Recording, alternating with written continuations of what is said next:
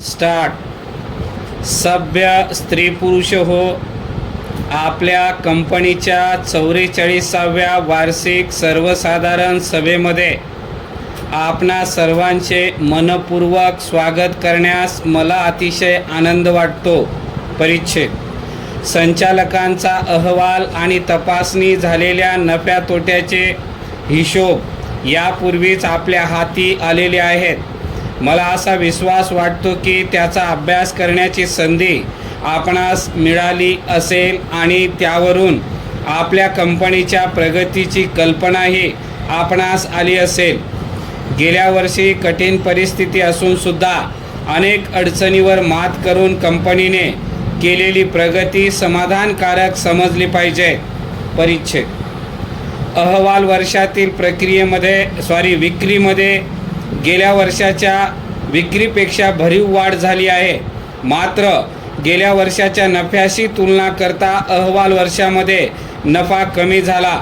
अहवाल वर्षामध्ये आपल्या उद्योगाला अनेक कठीण समस्यांना तोंड द्यावे लागले आणि अडचणीच्या परिस्थितीतून जावे लागले.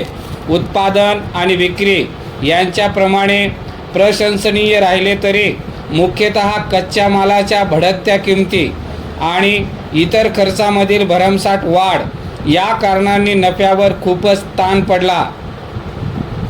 तसेच बँकेकडून मिळणारा पतपुरवठा जास्त खर्चाचा झाला आणि उत्पन्नाचा मोठ्या प्रमाणातील हिस्सा वित्त पुरवठ्यासाठी खर्ची पडला.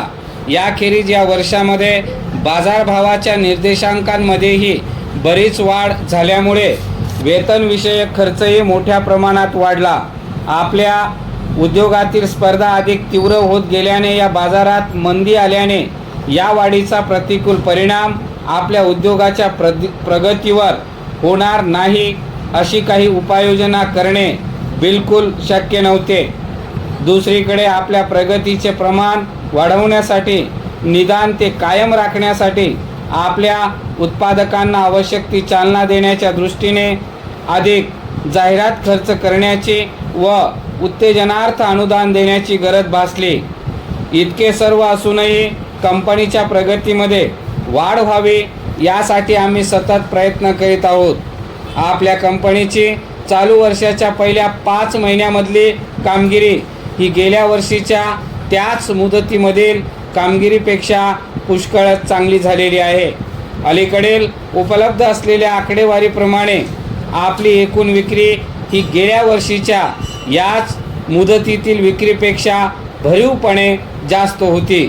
शक्य असेल त्या ठिकाणी काटकसर करण्याच्या दृष्टीने नुकत्याच अनेक उपाययोजना करण्यात आल्या आहेत आणि त्यावरून असे वाटते की चालू वर्षामध्ये आपण समाधानकारक विक्रीची व नफ्याची अपेक्षा करू शकतो.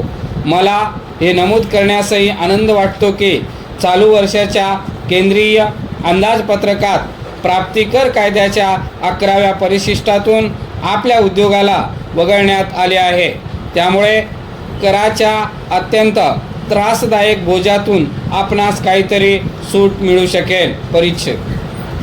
आपल्या कंपनीच्या भरीव प्रगतीच्या कामी कंपनीच्या अधिकारी वर्गाचे व कर्मचाऱ्यांचे बहुमोल सहकार्य लाभले आहे.